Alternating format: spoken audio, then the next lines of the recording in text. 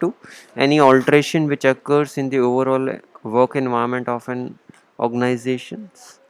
Sometimes a changes in one subsystem triggers off a sequence of changes in other subsystems. This is known as the domino effect.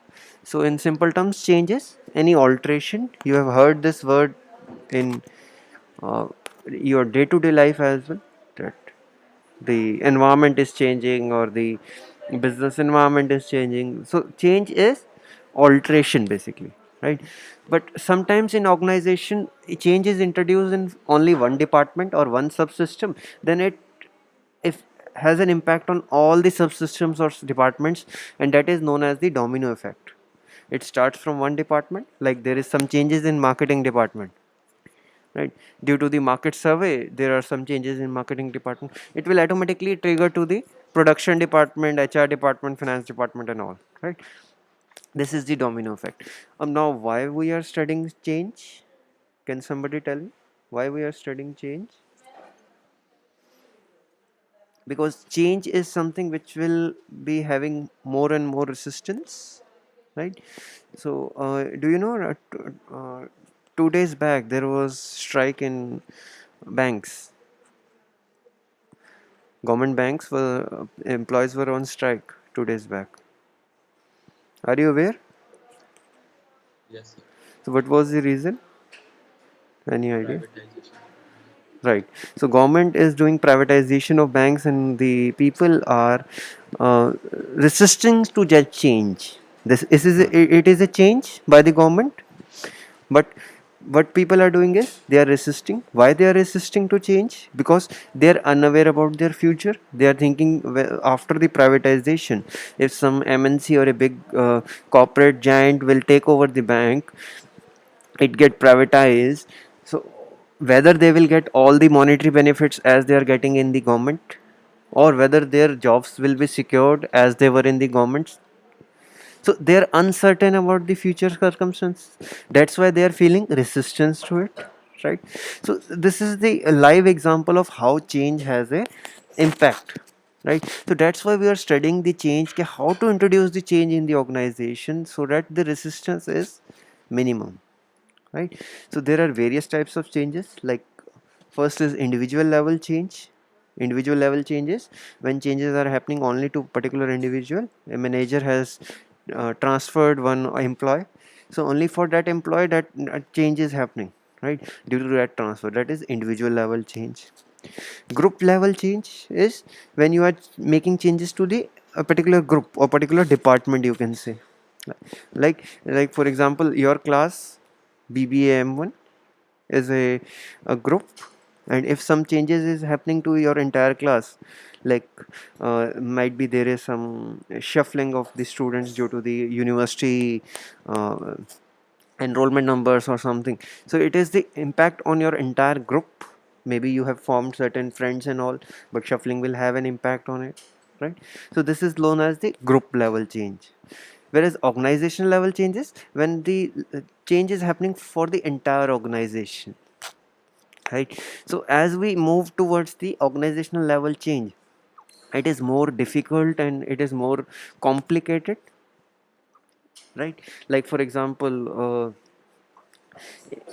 a firm has issued policies that we will give 70% of the regular pays for at least 2 3 months due to the losses during the lockdown and the covid, due to the COVID-19. So it is something which is happening to all the departments, all the people who are working in HR, whether it is in finance or production, they are all getting pay cuts, right?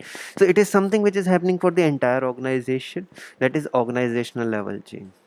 Is it clear? Individual level, group level and organizational level, is it clear? Yes, sir. Right.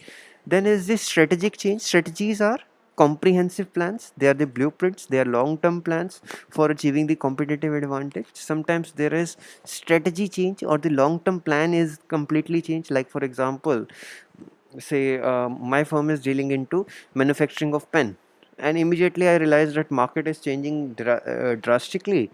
I can't compete in this market with the MNCs, so I started producing something else. Say maybe I started producing, say, plastic cups and plastic utensils and all. Right. So I have changed my strategy business model immediately. So this is known as a strategic change. Some strategy, my entire business models and my the business strategies are changed. This is the most advanced level change, strategic level changes. Generally happens in companies where they are facing certain problems, or they want to grow, or they want to enter into some other territory, to they come up with the strategic level changes, right? Then is the reactive change. Reactive changes in reaction to any business environment, right? Like for example, government policies, due to the government policies regarding the, say, manufacturing of the vehicles engines.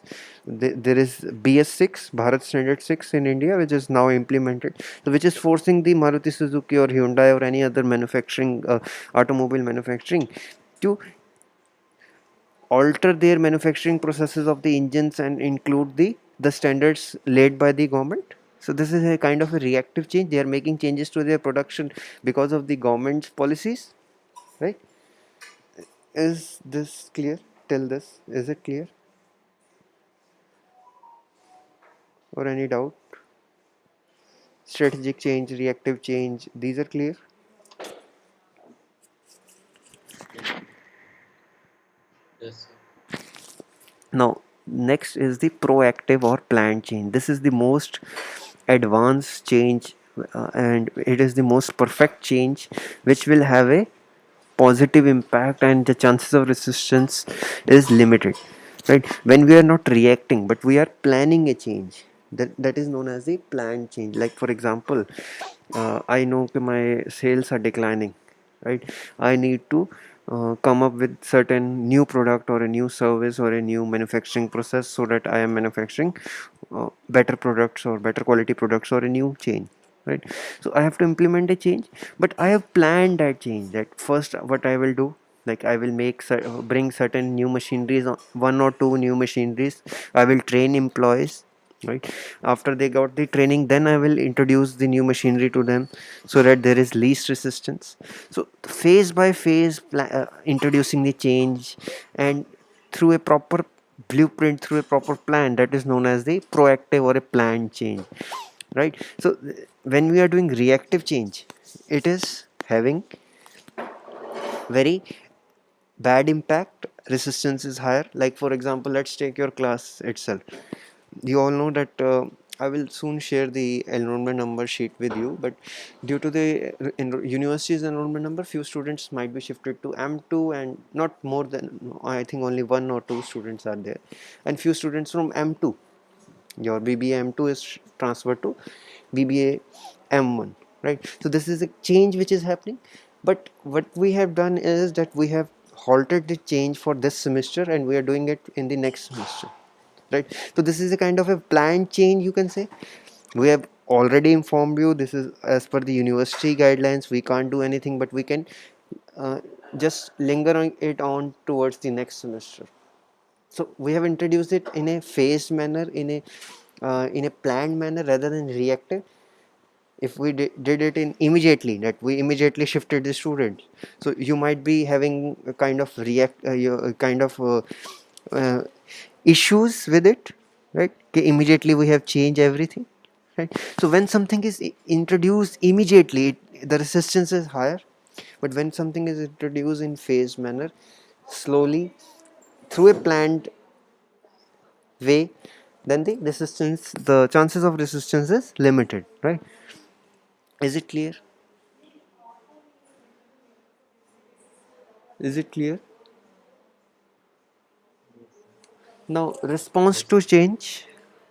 We have done attitude. What is attitude? What is attitude?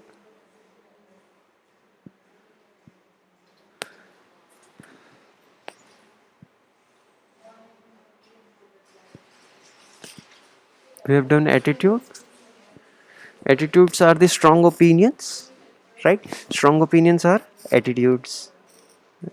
So the people have strong opinions regarding, or attitudes either positive or negative regarding the change. Either it is due to the personal factors or due to the social factors. Personal factors means of someone who is working for say 30 years in a firm and doing manual accounting through books. Now immediately I am saying that we are implementing digitization, we are introducing computers. Now you have to do everything in tele software. Whether they will resist or not, they have personal factors involved, that they don't have any much time, neither their age is so that they can learn something new or something, right?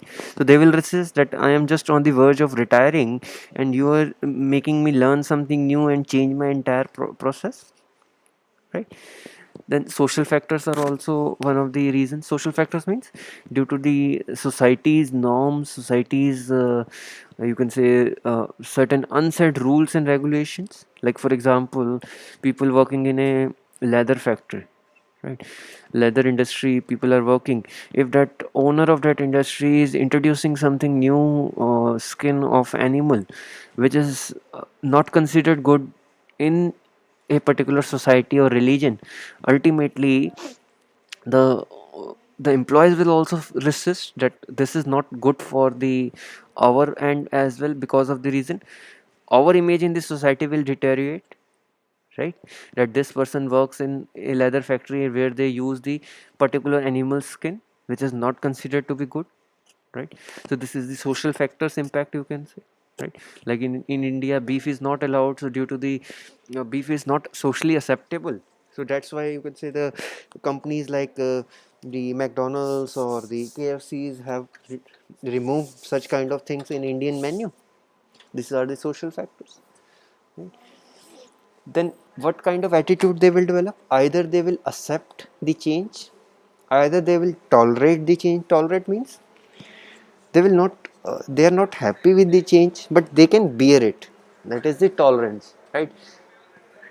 Due to their attitude, either they will accept, either they will tolerate, or they will resist in the form of some kind of revolt or some kind of arguments and all. And last is the rejection. They completely reject the change, right? So this is very difficult to manage, is the rejection. Resistance can be changed toward the positive thing, but rejection is something which is very difficult to manage. If the workers are completely rejecting, this is not possible, right? So is it clear? Just small add on to, is it clear?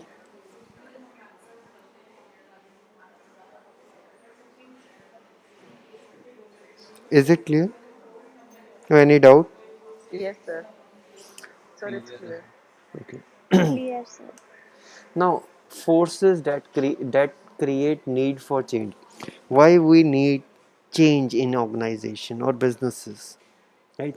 There are external forces which are leading to introduction of change, and there are internal forces as well.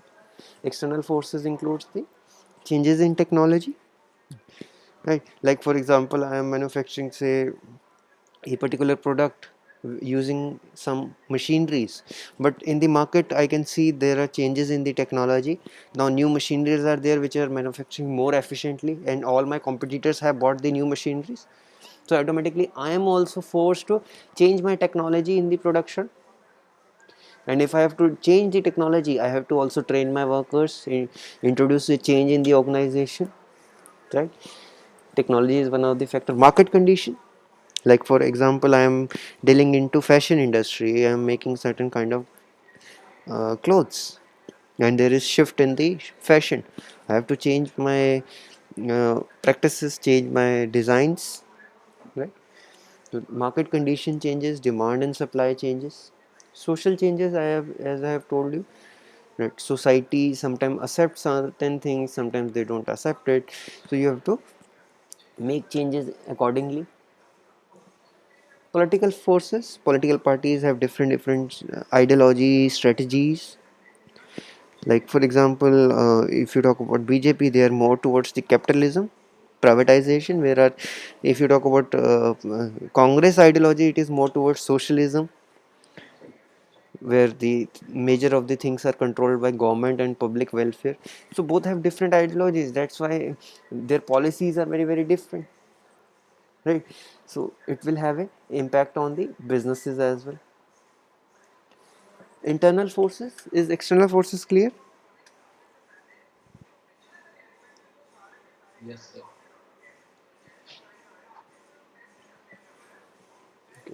Internal forces, changes in managerial personnel. Now there is shift in the, say, manager is change, new manager is there in the production or marketing or something. What will happen due to the new manager or new,